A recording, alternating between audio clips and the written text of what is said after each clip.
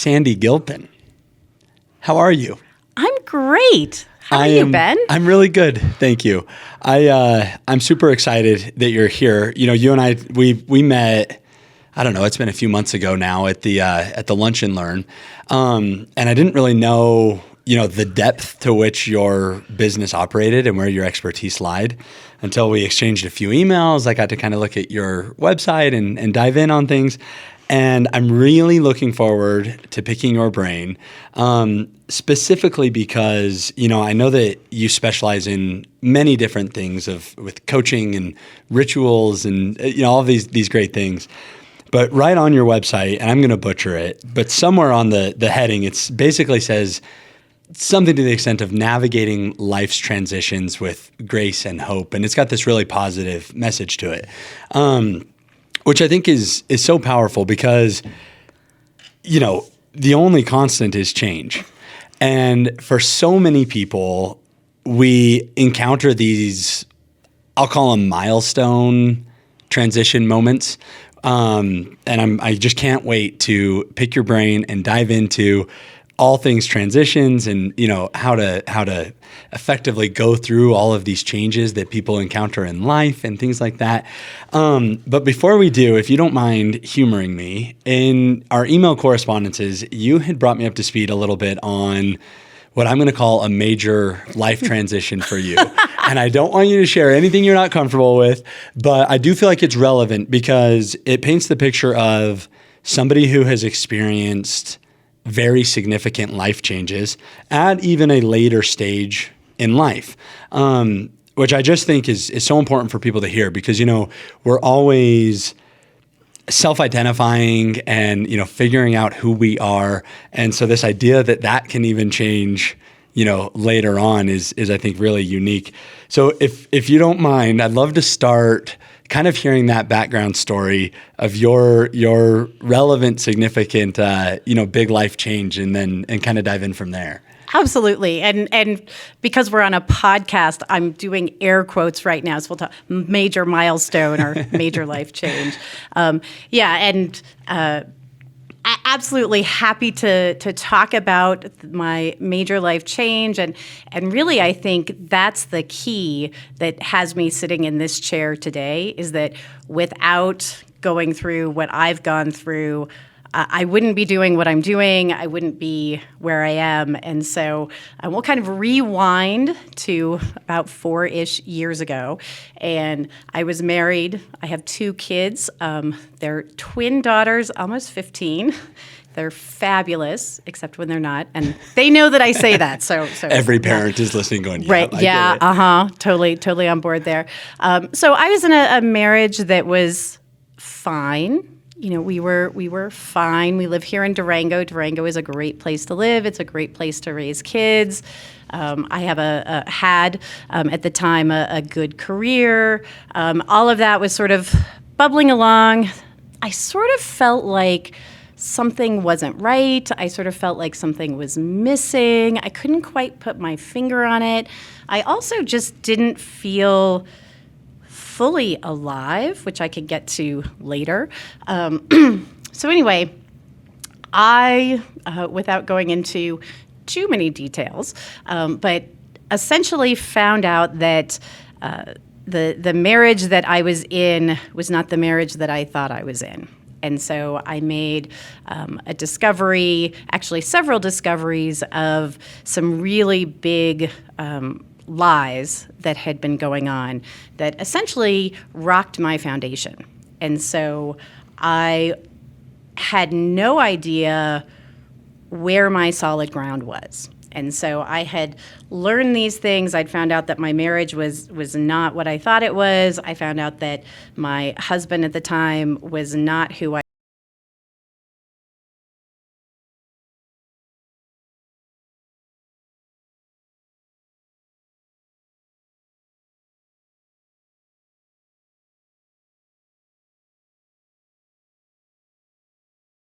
I knew that this was bigger than me. And I knew that I needed to have people. So I knew that I couldn't go through this alone. So I started to gather people. I went to therapy for myself. We got into couples therapy. I started doing group coaching. I started doing individual coaching. You name it, I probably did it. Really in this attempt to kind of figure out who I was, what all this meant, and how do I move forward. And part of that was thinking about my daughters and really wanting to provide the best kind of life that I could for them and wanting to be a role model of a strong woman for them, as well as figure my own stuff out. So, so did that for a couple of years, really worked on my marriage, really tried to make a go of it and really tried to figure out if we could salvage it. And what I discovered is that I couldn't. So sometimes people will say, things like, I can't believe you stayed so long. Sometimes people will say, I can't believe you didn't give it a chance. And what I tell people is that I stayed the exact right amount of time until I knew that I had to leave. It's a great answer to that. Right? Like you don't know until you know. So so throughout all of that, throughout all of the work that I was doing, both individually on myself and with my husband at the time, and through the therapy and the coaching and all of that, really trying to think about how do I first personally manage through this transition? Yeah. Something that was essentially thrown on me, and I would say that I think that's where we struggle a lot, are with those transitions that we sort of feel like the changes we didn't to us. ask for. Exactly. The things like layoffs or divorce, finding out some truth about your significant other or about your family or those sorts of things. That's where I think we struggle a lot of times in terms of being able to move on and move forward. Do you think, because speaking specifically about, and this is why I'm so glad that you're here, because I think every single person at some point in their life experiences what I'll consider a significant life change they didn't ask for, right? Life happens. We have a trauma. We, learn more things. I've had my fair share of them in plenty of cases, and, no need to dive into those, but there are, I think that's a common, and I think that so many times as humans, we don't realize how massively impactful those unplanned transitions can be. We also don't realize that so many others experience some version of that, at the same time. And I love how when you're originally talking there, how you needed people around and a community and things like that. And so much of what I'm trying to accomplish is, make sure that people don't feel alone and isolated, because so much of the things that we all deal with. Absolutely. It's just that they're not talked about nearly as much. So I'm curious, though, you talked about kind of this, I'll call it this insight moment. We found out some truths that we didn't know about earlier that sort of rocked the foundation of a marriage and a household and a family. Incredible, I'll call it consequences from that discovery, right? Like the domino effect is large from there. What I'd love to hear from you is your personal emotions through that stage, because it sounds like what I'm curious about is there's this huge kind of traumatic, life-changing event that happens, but somehow you respond to it with, I'll call it inner work, counseling, group therapy, group coaching, all of these great things that you did.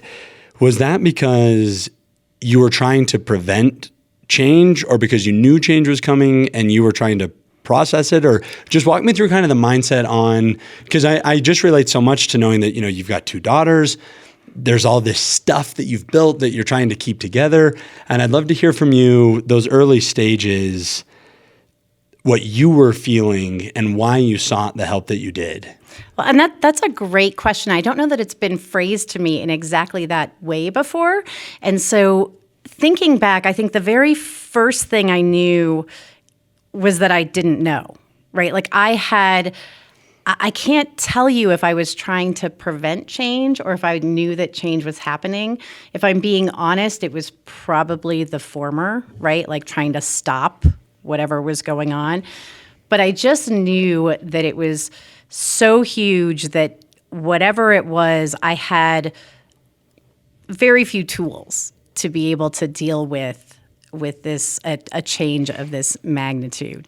And I think there was a small part of me too that when I was going through this, I started, not only did I seek out, therapy and coaching, I started going online. I started listening to podcasts. I started reading books. I started reading articles, really in this way, as you talk about, to try and find, again, I go back to my people, right? Because I felt so alone and isolated and, to the outside world, it looked like I had a great marriage. It looked like everything was fabulous. And in fact, some people that I hadn't talked to in a while, when it all started to, quote, go south and I realized that I needed to leave, would say things like, really? But you look, things seem so fabulous and that sort of thing. So I think it really was more just this attempt to, I didn't know what I didn't know, but I knew I didn't know. So kind of trying to find people who could help me. And then once this story actually came to mind, this scene came to mind when you were asking the question about whether I was trying to prevent change or whether I was trying to embrace change. And I think, at least initially, I was trying to figure out who I was and what my role is or was in all of this. And I just remember that I had this moment a few months in where I remember actually like laying on my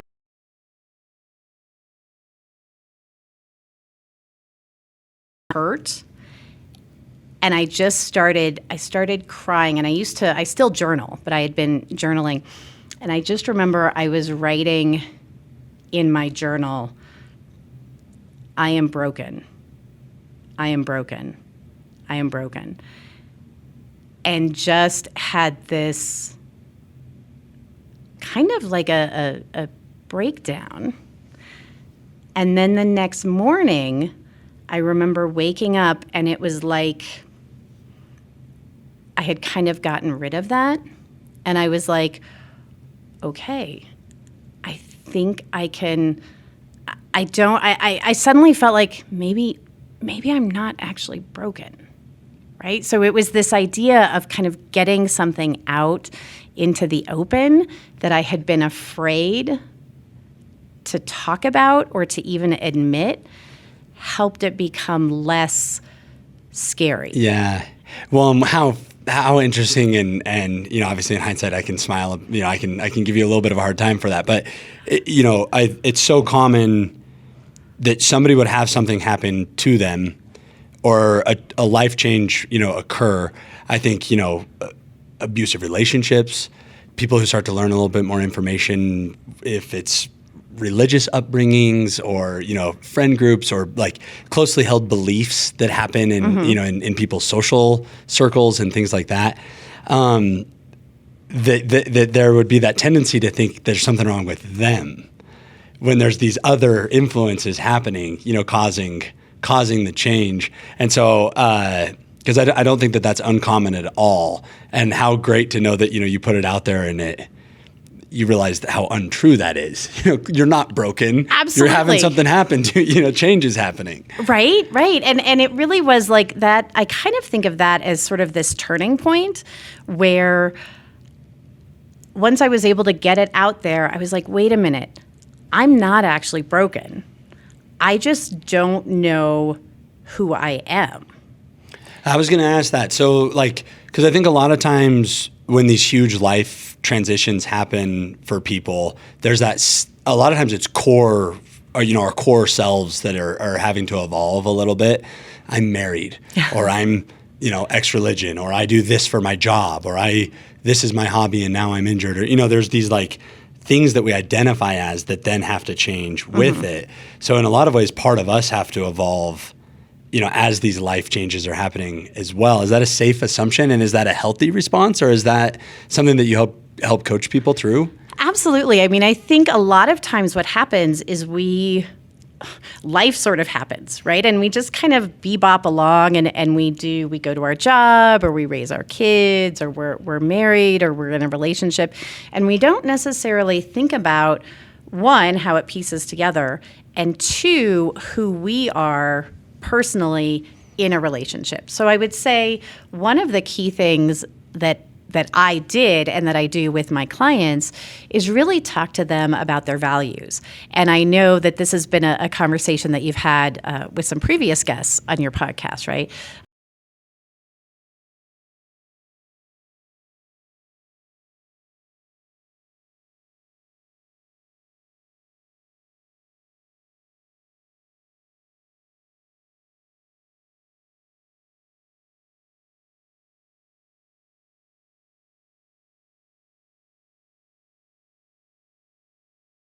Who am I? And what do I believe in? And what do I value? And is that something, that you feel like is a solid or a best practices exercise for anybody going through any major life transition, to sort of reflect on their core values and where they're aligned and things like that? Or does that kind of come later on in the process? I think some of it's a little bit dependent, right? So for some, that's a conversation that we get into earlier. For others, we're doing a little bit more triaging, and so that kind of comes out a bit later. I think it is a really important conversation, but again, it just sort of depends. It's a little bit fluid as to where that happens. Yeah. Yeah. What's your perspective on change now? Well, I would say I'm much better at dealing with change. And actually, one of the reasons that I'm doing what I do now, the transformational coaching and the ritual work and even some of the consulting that I do and that sort of thing, I wouldn't be doing if I hadn't gone through this previous change. Yeah. And I was, when I felt like I was sort of at a crossroads with my previous career, I really channeled what I had done previously in terms of my marriage and the work there, and thought, it's not going to be good for me to stay where I am. Like, it's safe, and I wouldn't even call it okay. I would call it sort of sub-okay. But if I really want to grow and I really want to become a better person, I need to take this leap. So I think I'm much more open to change. I wouldn't say that I run at everything like, what can I change? But I definitely embrace it a lot more than I used to, for sure. Absolutely. Yeah, and I just think it's such an interesting thing to consider, because I wrestle with these philosophies of, does life happen to you, or does life come from you? What's your take on that? Absolutely. That is such a great question. And I think, again, there are some things that happen to us, right? Making a discovery in your marriage, having a cancer diagnosis, something like that. But then I think the key really is how we respond to that and what we then take from it. And I'm a huge believer in mindset and energy. And I'm also a big believer in the universe, right? So I don't think, I think that the universe gives us what we need to help us move forward, which is very different from what we might want. Mm-hmm. So we don't always get what we want. Dang it. I know, right? But I think that the universe can teach us some really great lessons if we're willing to keep our eyes open and to listen and to feel. I think that's the other key thing that I've really learned through a lot of the work that I'm doing, is that I think a lot of times we as humans, we try to think ourselves either into something or out of something. And really what we need to be doing is getting deeper and feeling, either feeling with our heart or feeling with our gut, and not just being up in our head. Yeah. Yeah, what a great answer. You've mentioned a few times rituals. Mm-hmm. Can you educate me on that? Absolutely. So the story that I like to tell is that when I was still married and we were in marriage counseling, we had a therapist who said, we discovered, we were talking about something in a session, and she said, you know what you need to do? You need to go throw rocks in the river to get over whatever it was.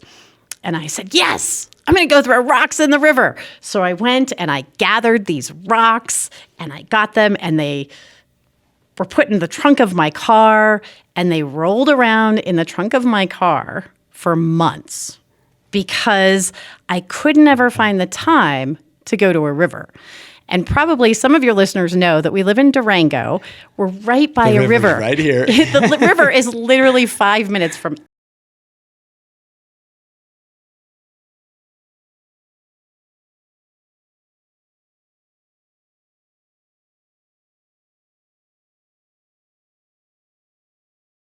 Why can I not go throw rocks in the river?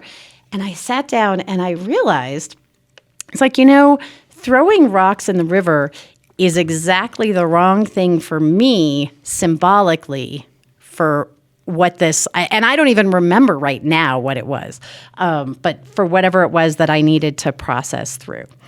So once I realized that, I went and got a glass vase and I put all of these rocks in this glass vase, and I have them on a shelf in my house to remind me that, getting back to this idea of rituals, that rituals are really personal. And I think about rituals as a very conscientious event or set of events that we do to help us process through a particular belief or set of beliefs that we have. And one of the reasons that it's important for us to do that is one of the reasons it's important for us to have these symbols and these processes is that our brain is actually hardwired to need that sort of stimulus.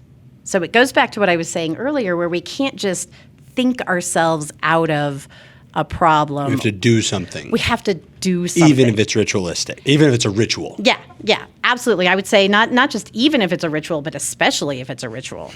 So, but it's not a one-size-fits-all sort of thing. So if we think about, some rituals in society, so for instance, getting married. Okay. When we look at how different people approach that, we have people where it's very important to have a big wedding. Some people it's very important to have a small wedding. Some people it's very important to do it outside or to do it in a church or to have family or to please don't have any family, right? So there's all different sorts of ways that people will approach that. And what they do is they think about what's meaningful to them and what's important, and then they create that ritual. So what I do and what I think is important for people to do and how I want to educate people is that we need to have more rituals in our lives, more ways to help us process through transitions or limiting beliefs to help us kind of move forward. Give me some examples. Okay. So I had a client who, this was an interesting one. I had a client who was really struggling with the death of a stepfather that he'd been estranged from for 20 years, but prior to that had been like an actual father to him. And the only reason that he knew his stepfather died is that he was still the executor of his will. Oh, wow. Yeah. So he came to me and he said, initially his first question was, he said, I'd like a ritual for how to scatter my dad's ashes, what I need to do with that. So we started talking, and I realized that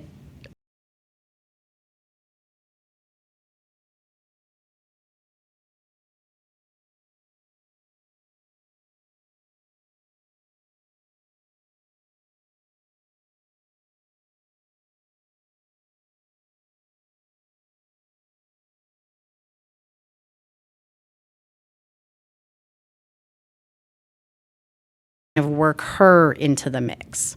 So I created a ritual where he went to a place where he felt the most like himself. That was my direction. I want you to go to a place where you feel most like yourself, most calm and centered.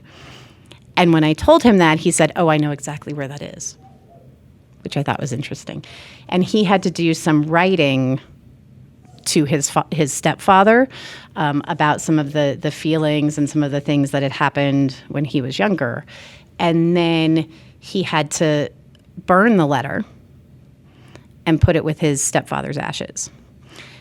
And so there were a few other pieces to this ritual, but so he went out and he did that, and he came back and reported to me and said that it was one of the most powerful things that he'd done, and he could actually feel himself releasing these pieces of his stepfather that he didn't know that he needed to release. So, yeah. How interesting. Yeah. And it's interesting that you mentioned, weddings as a ritual, because I've never, like, now that you say that, it's clear, obviously, that's a ritual. Have human beings, have we always been ritual?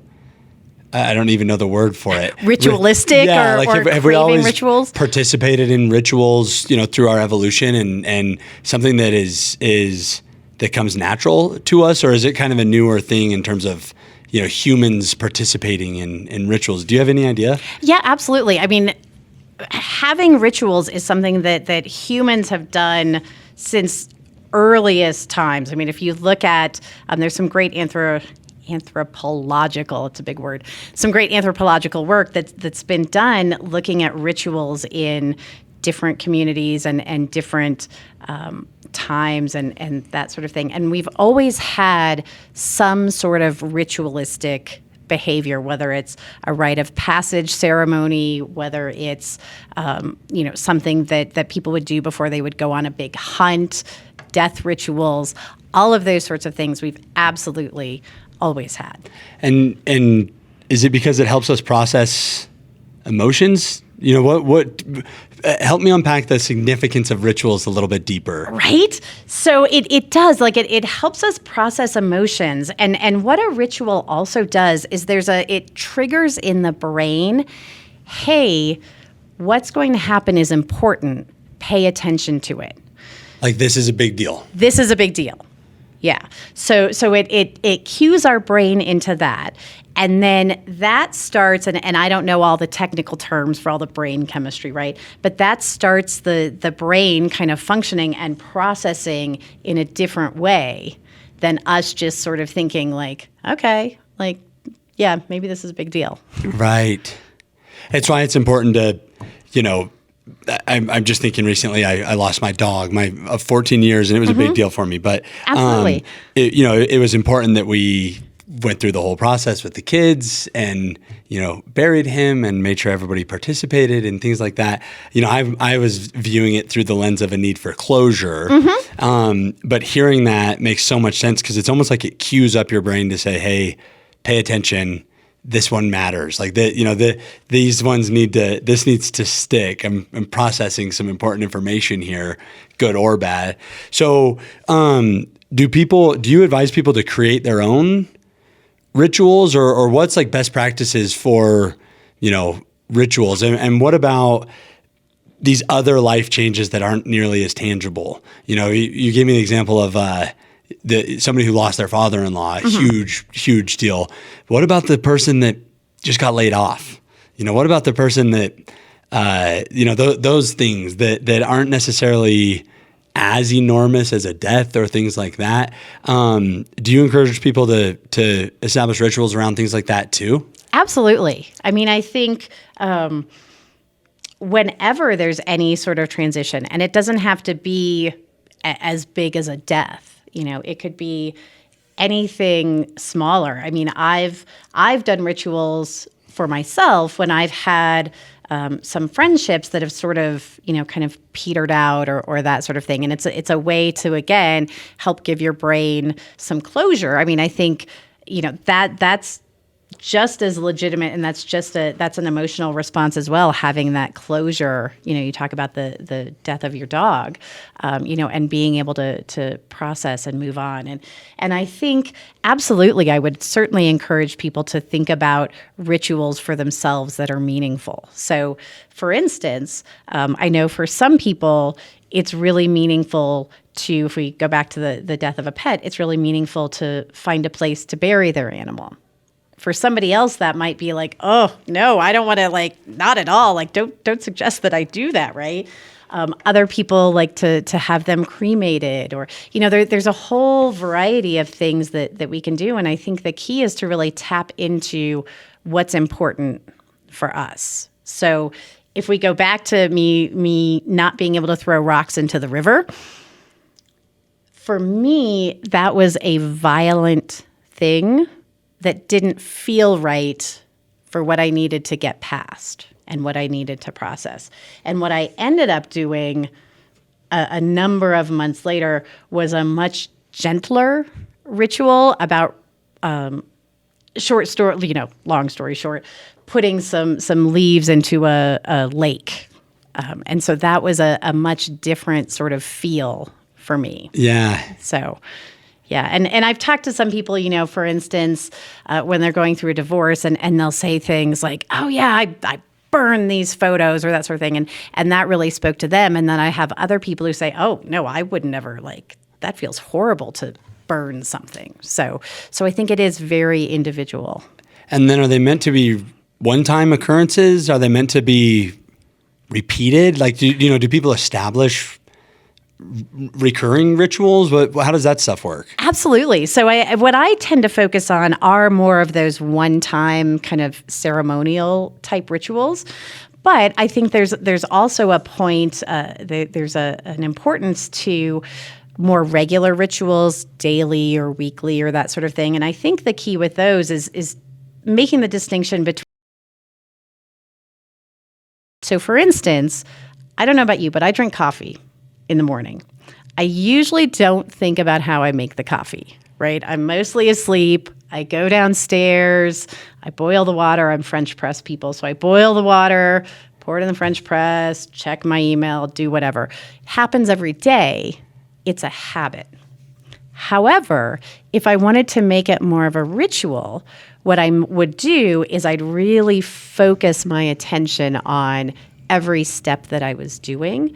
I'd probably usually do them in the same order, and I'd really be paying attention, and I'd be focusing my senses as well on everything that was happening, so that it's really this idea too of being fully present. Yeah, intentionality, it sounds like, really matters. Absolutely. And that's another piece. I think in our lives today, it's so easy to just be focused on the next big thing, looking ahead or even looking behind or looking ahead.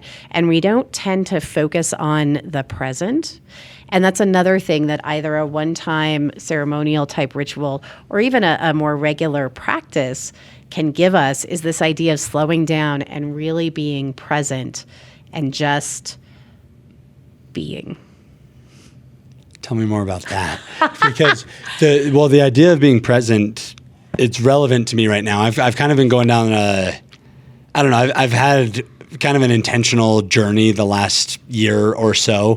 One of the components to that is an attempt to be more present, when possible, whether it's if I'm, midway through an endurance event or parenting or having a one-on-one with one of my employees. I think that we live in a world that is incredibly distracting. We have tons of devices. I mean, I work in digital marketing. You talk about where I design distractions, right. But that idea of being present and how much it matters. I'd love to hear your thoughts on being present and the significance of it, especially as it relates to life changes and rituals and things like that. Yeah, absolutely. I mean, I think one of the things that we tend to do whenever we're in the midst of a big life change is we do this kind of future thinking or future. Now I've lost the word, but future tripping. Future tripping.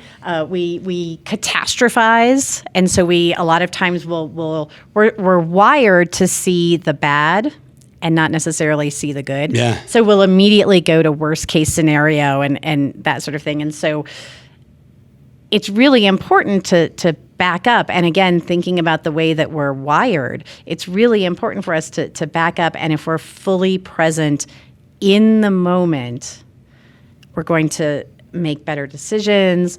We're more fully present. All of that future stuff, it's in the future. It's not set in stone. We can change it, but we have to do it now. Yeah. Right? We have to be here now. We can't be over in the future piece. And what an interesting thing to consider. So I had Susie on last week, and we were talking specifically about leadership and our inner critics and things like that. And one of the things she mentioned was that the challenge with an inner critic is that it only points out what you stand to lose. It does not point out what you stand to gain. Absolutely. And I'm loving that there's a parallel there as it relates to significant life changes. And we were talking earlier about how hard some of this stuff can be for people because it's their core self that's changing. Mm-hmm. Things that we've identified as are going away or evolving or changing or whatever it might be. And the only thing it's so easy to see what has been lost. It's so easy to see what has been changed because it's been lost. It's tangible. You can see it. You can watch the change. What's more difficult, but I think more inspiring and more beautiful, is the things that can come. The great things that might happen. There's another kind of philosophy I have that I'm coining the slingshot theory, which it's in its infancy. But the idea basically is that sometimes you take a step back and it lets you propel forward. And I think that that's an important message for people to hear, that are dealing with significant life changes, life transitions and things like that, that you can recognize the negative impacts because they're here now, because it's like something that you've had has gone, but you can't see yet how great things might be, or these good things that happen. I love that, and it's how cool to see the parallel between the leadership and the life changes and things like that. And an important message to drive home for people that the upside sometimes is harder to see than the downside, but being present can help you sort of guide your way there. Absolutely. Well, and to go back to something that you had just said is this idea of when we have a change, that it changes our core.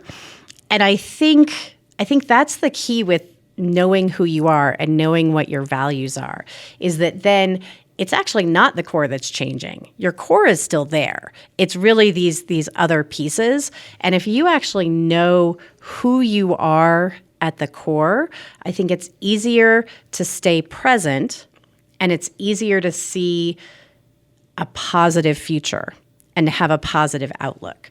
So, for instance, for me, my North Star, my values, and I know you've used that term on a previous podcast, right? But my core value really is what I call the hot value. So it's honesty, openness, and transparency. And that really guides everything that I do and every decision that I make. And so I think about when I'm going to make a decision or when I'm going to interact with somebody, I think about, am I being honest, open, and transparent? I like that. And then I also think about, are they being honest, open, and transparent with me? Right? Because that's an expectation that I have. And it's a stated expectation. I don't just quietly assume that they'll be like that, but I talk about it. And I think that having your core defined and doing that work help you see the positive. Yeah. And it speaks to the benefits of that self-work before you need it too. Right. Like figure out who you are, because change is coming. We all know that there's adversity on the horizon. We don't know how far out it is. We don't know how big it is, but for every single person, something is on its way. And I think that there's probably things we can do now to establish that core, those core values and this who we are, to sort of help us navigate the inevitable when it comes. Yeah. Well, and I think part of that too is this mindset as well. So understanding that change is going to happen. It's inevitable. It's the only constant. All of those sort of platitudes, and trusting. So that's that idea of being more fully present, is trusting that what's happening is meant to happen. And it's not so much about, you asked the question about whether change happens to us or whether we prepare for change. So understanding that things happen, but it's really then our response that drives the next pieces. And so having our core values, trusting, being open, being ready to see the good is, I think, really that's that whole, it's this whole huge ball of work, right? It's a not insignificant thing to wrap your head around. Is it safe to say there's that saying, 10% of life is what happens and 90% of it is how we respond to it. Is that fair to say? Oh, absolutely. Absolutely. And I think the other part is that it's also not like you get to a finish line. So it's kind of, I'm a big, we hadn't necessarily talked about this before, but I'm a big fan of ultra running, and I volunteer at the Hard Rock 100, and my brother and I, follow all these races and that sort of thing. So it's sort of safe to say it's like the longest ultra marathon, right? Life is. that you're never actually going to finish. It's like a never-ending, Big's Backyard Ultra? Yeah. Just keep going around and around, and there's never a winner, right? But yeah, just kind of knowing that's the journey that you're on, is this never-ending journey of change and growth and betterment. Is there joy in the journey? Oh, there's absolutely joy in the journey. Like, I think that's one of the things about really embracing change and embracing, I'd say adversity, but when things happen to you, just kind of, when you're more present, you're more able to see the joy in everyday things that happen and in the journey. Like, I think I have had more joy in the last 4 years of my life than I had in the previous, I don't really want to say exactly how old I am, but in the previous many years of my life, because I am much more present and I'm willing to understand and embrace that change happens and that, life happens. So, what a great message too, and you're a good representation, I think for people that are dealing with these huge changes, that out the other side of it can be meaningful personal change, meaningful personal growth. And the fact that now you have kind of a new perspective and you're more present and things like that.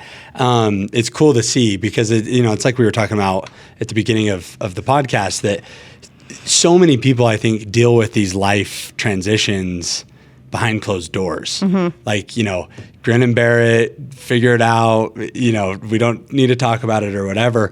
And I think that there's some power in this idea of that you can turn back and with a shift in perspective and to view things through hindsight, you can see that it was meant to happen and it put you on this different trajectory, generally speaking. I mean, obviously there are incredibly tragic changes that happen that finding the good in that is way more difficult than a new job or whatever. But I love to hear you say that now you're more present and more joyful and things like that. Do you think you would have become who you are today without the significant life change? Like, do you think there's a way that you could have gone down that path, or was the change necessary? That's a great question. I don't know that I would have been aware enough to try to do the work to put me where I am today. So for me, at least, I think that the discovery in what had happened in my marriage and all of that served as this huge catalyst to really push me forward. So I'd like to say that yes, I could have gotten here eventually. I don't know if I would have. So I think that when I've interacted with people, some of the most joyful, authentic, vulnerable people that I interact with have incredibly tragic backstories or have huge things that have happened to them that you wouldn't necessarily know just from interacting with them. And I think that is a direct reflection of being able to work through that change.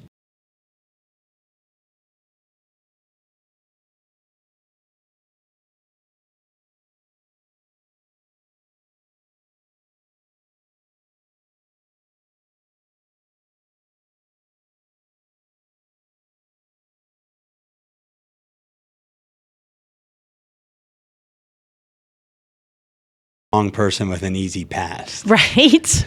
They don't exist. Exactly. You can't get strong without going to the gym, unfortunately. Exactly. So we've talked about I don't know, kind of these like not standard, but these big milestone changes that occur for people. What about the changes that we choose?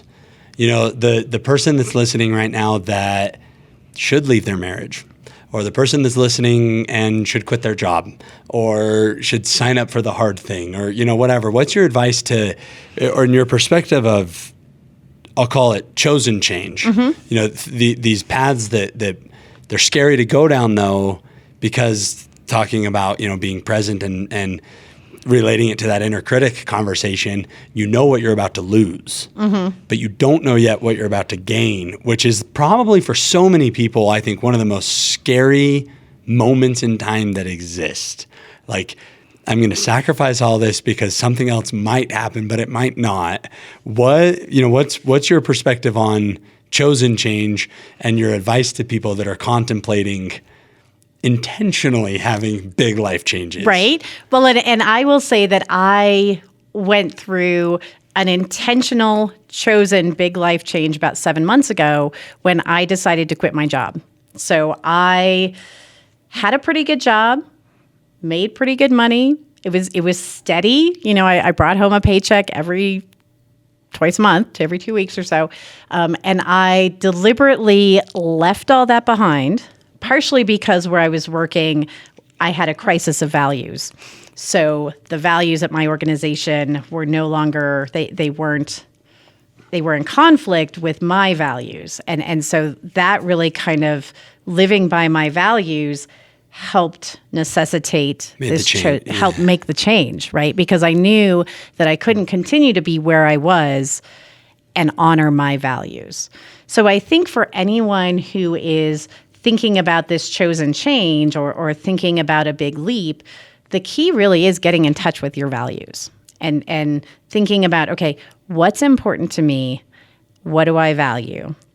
And then, it's like, there's no way around it. It's scary, and I think that a lot of times we let ourselves get paralyzed by that fear, right? Because we sort of feel like, okay, I'll go with the safe thing. I mean, I know from your journey in the past, right? You were in a safe place, like you had a safe job, and you decided to kind of, I don't want to say throw it all away, but throw it all away, right? It felt like I did, yeah. Absolutely, and that's how it feels to me too. Like in a sense, I threw it all away. I still have people who look at me and say like, I don't understand. Like, how could you do that? And I think part of it really is this idea of having faith and being present and knowing that it's all going to work out. It's okay. We can't live in the future because then we'll end up old and not having done what we wanted to do, and we'll just be unhappy. It's almost like embracing change contributes to living a rich life. Yes, that's a great phrase. Can I put that on my website? Yes. Just quote me. Just right.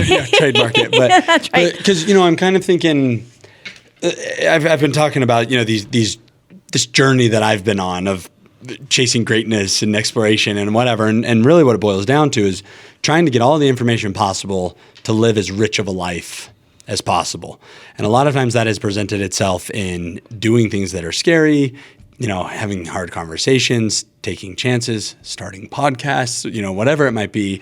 But hearing that from you, that's what I get from that, is that embracing change is part of the equation to living a rich life. Because, that idea that you just mentioned of being old and, living with regret or whatever.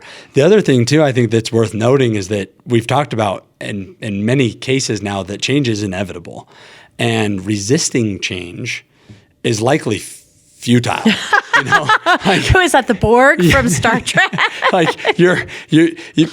It's coming, and the more we sit and fight it, that energy could probably be spent in so many more powerful, productive, and positive ways than trying to resist the change that we know is kind of knocking at the door. I don't know. I just think it's speaking to you is an interesting reframe of the concept of change, knowing that not all change, obviously, I mean, again, not to downplay tragedy and that people go through really, really big things, but that it can lead to really great things too. I'd imagine that's a lot of the narrative that you have with your clients that are dealing with changes. Is that kind of the message, is that to try to find the positive? I mean, what's your advice when people are coming to you? What's kind of your standard, Yeah, and I know it's not canned, but right. Somebody's coming and saying, I'm having this big change happening and things are scary. What's your typical kind of response to somebody like that? Well, I mean, my first response really is an empathetic one of like, yeah, I get it. Like, from what you've said, it sounds scary. Like, it sounds terrifying, and it sounds like you don't know what to do and all of that. So I think the first thing is really kind of normalizing someone's emotions, right? And not trying to talk them out of it, and not trying to, I call it not trying to at least them out of it. Like, well, at least you're, if somebody's thinking about leaving a job or just got laid off, well, at least your spouse still has a job, or at least you still have a house, or, that sort of thing. And really normalizing, one, their feelings, and then two, just really kind of trying to dig in to where their energy is and what they, want to do, and what might be next for them. And a lot of that happens really through just kind of having these conversations with really open-ended questions. I mean, in a sense, to use another analogy, like, I don't have a dog in the fight, right? So to me, it doesn't matter whether somebody decides to quit their job or decides to maybe reinvent their job, or, I'm kind of going to jobs right now, but whatever that is, it doesn't matter. It's really about the client and their journey and what's important to them. Yeah. So. Yeah. Coming back to your core values. Exactly. Yeah. I think that's so cool to, several takeaways, obviously, from this conversation, but the importance of core values and core self has definitely been driven home, helping us weather change in a huge way, embracing change, the fact that can help contribute to a rich life. And then those ideas that we had kind of talked about with seeing what's going away, but not necessarily seeing what could come, right. And the growth from it and things like that. It's so powerful. I think that people need to hear, that perspective on change so much more, because it happens every day. Right? I mean, we're dealing with change all of the time. And so I think it's great. I want to thank you so much for coming on and sharing some perspective on change and rituals. I feel like scratched just the surface. And now that I know that, there's probably 3 or 4 other episodes on, in the queue for ultras and rituals and, right. diving deeper into changes, but incredibly, incredibly powerful and valuable. And I think, for me, the resounding message is hope that, at the end of the day, through change, there's so much that could happen in a great way, and these great opportunities to align ourselves with our core values. And anyway, it's a great perspective. So I want to give you, I've got, I'm sure you've seen by now, Inspired by Example shirts. It's kind of my tradition, because I really think that, and to your point, to just come back to that before we wrap, but that idea of community and, realizing that we all experience so much significant change behind closed doors and that you're not alone is inspiring. And for you to facilitate a place for people to work through their changes and to have, rituals help and your coaching help, I think it really matters.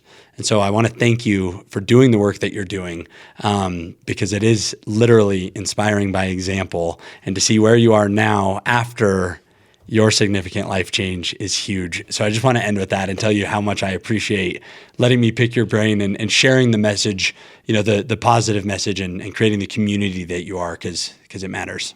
Well, thank you. I enjoyed chatting with you, and I would love to talk lots more about all sorts of things. So thank you so much for having me on your podcast. Stay tuned, everybody, for V2 and V3. Right. Thank you so much. Thank you.